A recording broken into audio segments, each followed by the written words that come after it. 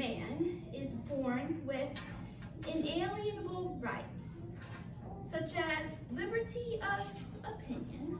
Oh, hello. My name is Marquis de Lafayette. I've just been working on a first draft of the Declaration of the Rights of Man and Citizen. I'm hoping that this document will help make France more like the United States of America. In fact, it is heavily influenced by the Declaration of Independence. It is due to my time in America that my ideas about liberty are so strong and passionate.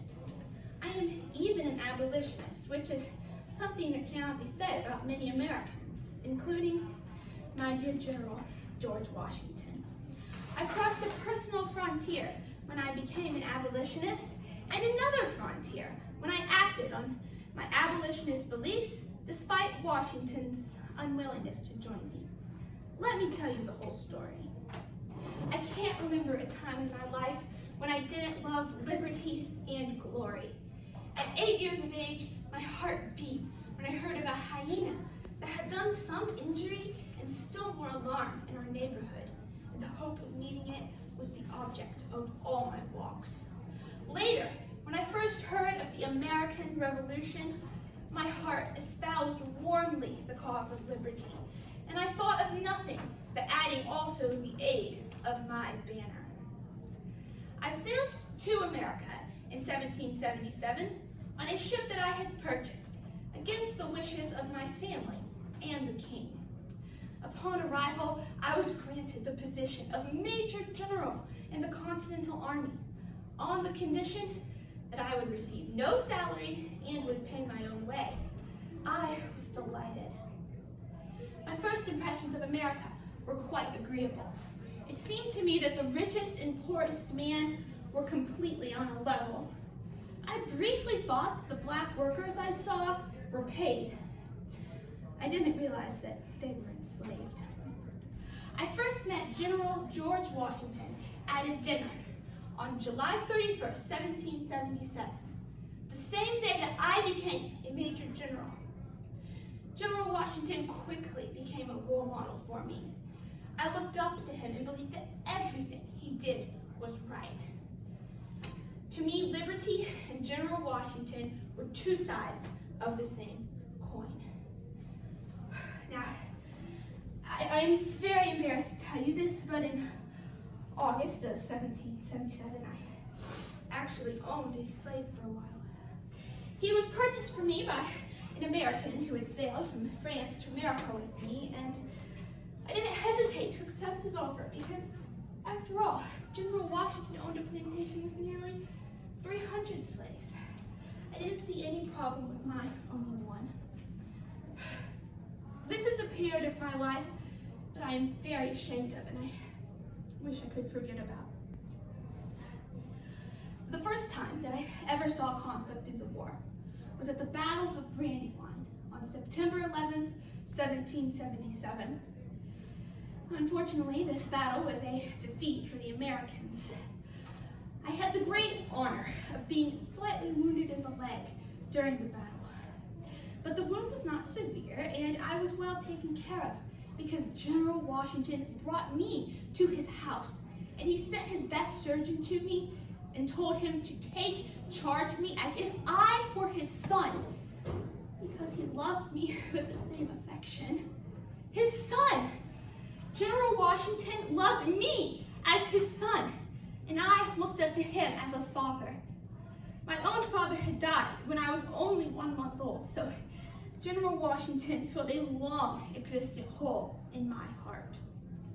I stayed in America until the end of the war.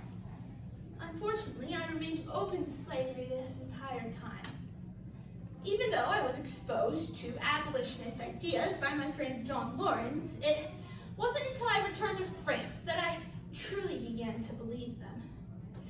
The Declaration of Independence states that all men are created equal. I took these words to heart and realized that slavery went against everything America stood for. So I decided to become an abolitionist. Once I had crossed my frontier into abolitionism, there was no turning back. just believing the slaves should be freed.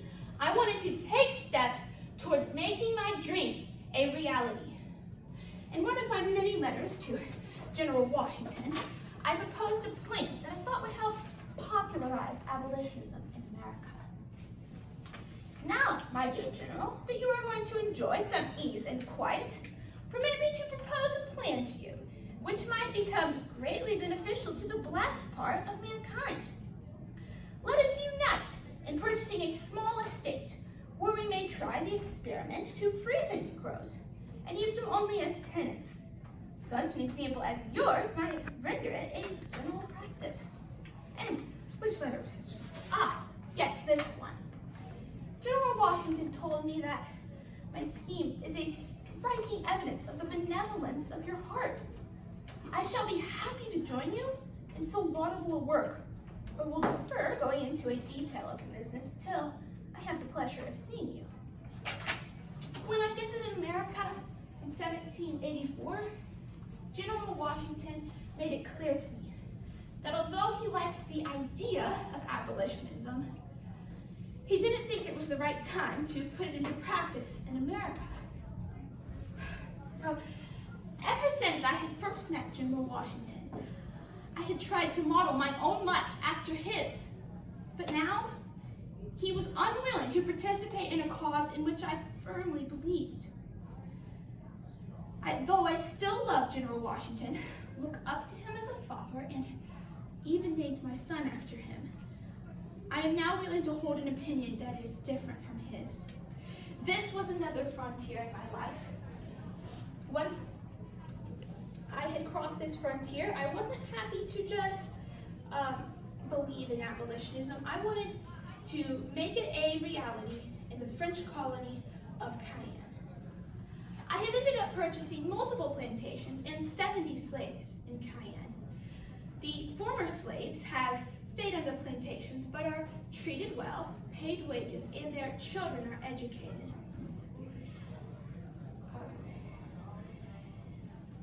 I still keep up a regular correspondence with General Washington, and I can't even begin to express to you how much I love that man. Despite our differing views on slavery, he will always be my dear General. I first learned to love him when I fought for liberty in America, and I will continue to love him as I fight for liberty in France. But speaking of liberty in France, it is high time that I get back to work on the Declaration of the Rights of Man and Citizen. The power of seeking for his own advantage and of resisting oppression. Yeah, that's it. There you go.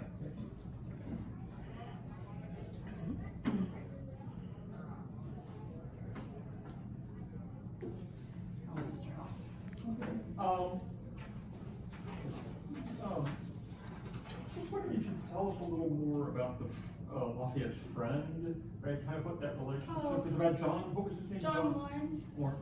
Yes, so Lafayette, Lawrence was only a colonel, but him and Lafayette were the same age, so they became buddies. And Was he an American colonist? yes, Okay. he was educated in England, and that's where he picked up on abolitionism. And then he came back to America, and his whole goal with fighting in the war was to immediately emancipate all the slaves. But he actually died in a battle that was very late in the war, and that was really hard on Lafayette. And it was actually part of thinking through his life and what he had stood for that put him over the edge into abolitionism. I was wondering, so you spoke really well about in Lafayette's sort of tension and regret after owning enslaved people. How did you find out about that? Is that did you try to find sources, or are there sort of letters you wrote? So Lafayette actually was very, very ashamed of that, and it's not completely accurate that he wouldn't typically talk about it, but I wanted to put it in my performance so that you could understand how far he had come. And there's only, and I wasn't able to find this document because it's somewhere that I'm not able to access, but in the main book I read, it talked about there's only one document that's like a purchase order of this, or receipt or whatever, when he bought the slave. And we don't know, we know he only had one, and we don't know like who he was, what he did after he was with Lafayette, because Lafayette like tried to erase that time of his life. But I figured it was okay to put it in my performance because I wanted to show, like I said, his progression. I'm curious about it. You said that he was going to make abolition a reality in the French colonies where he owned a plantation. What did he take? I mean, that not be an abstract ideal that he'd like to do that. Did he take concrete actions? Yeah, he purchased several plantations, and he had like a program where he could, where the slaves, they stayed on the plantations, but like I said, they were paid, and he had schools, and they were free. If they wanted to leave, they could, and things. And unfortunately, it didn't. During the French Revolution, the government seized control of his plantation, and then they didn't end up being permanently free, but they were free for a while. And I still think because the point of my thing was Lafayette's personal growth. So that's why I decided to not mention the rest of the story of the plantation.